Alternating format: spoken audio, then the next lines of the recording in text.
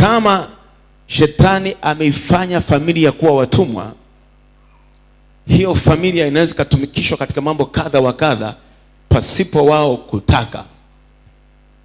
Tunaona mfano katika Biblia, wana wa Israeli waliwahi kuwa watumwa katika nchi ya Misri. Wakakaa chini ya utawala wa Farao, na kule Misri wakatumikishwa.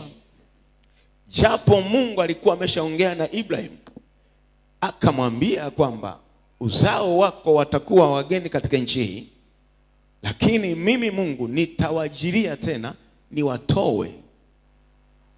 Lakini walipokaa kwa miaka mingi pale, zaidi ya miaka 400, ule utumwa ulikuwa ni wa kutumikishwa kujenga yale mapiramidi ambayo yako Misri, ni moja maajabu ya dunia, kukata nyasi na kuchoma matofali na kazi nyingi ngumu ambazo wao walitumikishwa kama watumwa. Lakini wa Misri wao hawakuzifanya, ila walitumikisha watumwa. Watumwa ndio walifanya zile kazi. Kwa kipindi chote hicho kazi ikawa ni ngumu, na wakatumikishwa, wakafika mahala wakachoka. Walipochoka na nafsi zao kuchoka, wakawa wanatamani kuwa huru. Lakini nani atawasaidia kuwatoa katika huo utumwa? Nani awasaidie?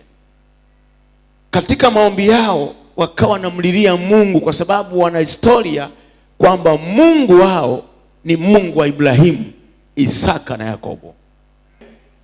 Hawa wana wa Israeli walipokaa kwenye utumwa muda wote huo, Mungu akasikia kilio chao baada ya kumtafuta Mungu, na Mungu akasikia kilio chao, akalikumbuka agano alilofanya na Ibrahimu, akawatazama.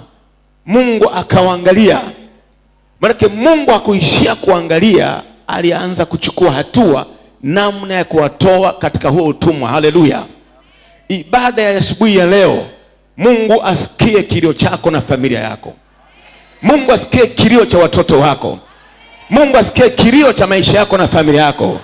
Na Mungu akutazame leo. Bwana kuangalie kwa jina la Yesu aliye hai. Anayeelewa mtu mmoja aseme amen. Sasa wengine kwenye familia zao zilikabidhiwa kwenye miungu. Kwa nini utumwa? Nazungumzia utumwa, na leo ni ibada ya ukombozi wa familia. Kuna familia zingine zilikabidhiwa kwa nini? Kwa miungu. Kwa miungu. Mungu aliwaruhusu wakae Misri wale. Mungu ndiye aliruhusu wakae pale. Maana amwambia Ibrahimu, watakuja hapa uzao wako, lakini nitakuja kuwatoa.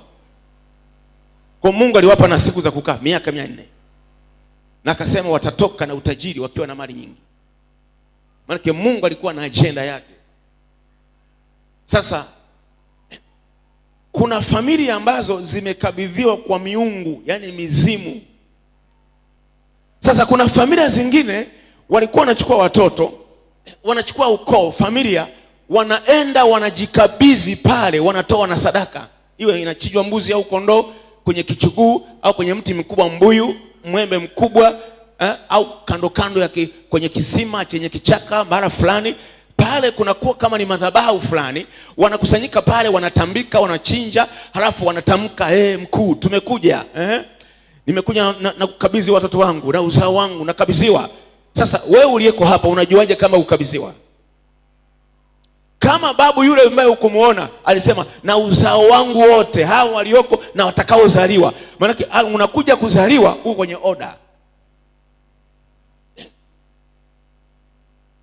Tunaelewana sawa sawa? Tunaelewana sawa sawa?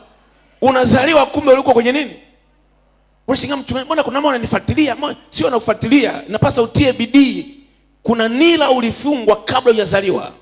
Kuna matamko yalitamkwa kabla hata mamako hajaolewa. Sasa umemjua Mungu, lazima utafute historia kwa kusoma Biblia, kwa kusikia neno. Kama hivi leo umekaa mbele ya mtumishi wa Mungu, sikiliza maarifa haya ya kusaidia wewe na watoto wako na kizazi chako kwa jina la Salia hai. Mungu anafunua vitu kwa majira yake. Mungu anafunua mambo kwa majira yake. Haya ni majira ambayo Mungu amenipa neno hili ili wewe upate msaada wa kutoka katika kongwa la utumwa katika jina la Yesu aliye hai. Weka makofi kwa Yesu aliye hai. yule Yesu mtenda miujiza anatenda maajabu katika kanisa la EAGT Mlima wa Faraja chini ya Askofu Aidan Mabuga. Usipange kukosa katika ibada zetu za uponyaji na kufunguliwa kila Jumapili saa 9:30 jioni hapa hapa EAGT Mlima wa Faraja ilipo Nyerere Road, Mchicha, Tazara, jijini Dar es Salaam. Karibu uabudu nasi Jumapili hii. Ibada ya kwanza ni saa 12:30 asubuhi. Ibada ya pili ni saa 4 kamili asubuhi. Na kwa maelekezo zaidi jinsi ya kufika, tupigie simu nambari 0755 65 67 49. Nasema hivi, wengi wamepokea miujiza yao na sasa ni zamu yako. Watu wote mnakaribishwa. Namuona Yesu hapa.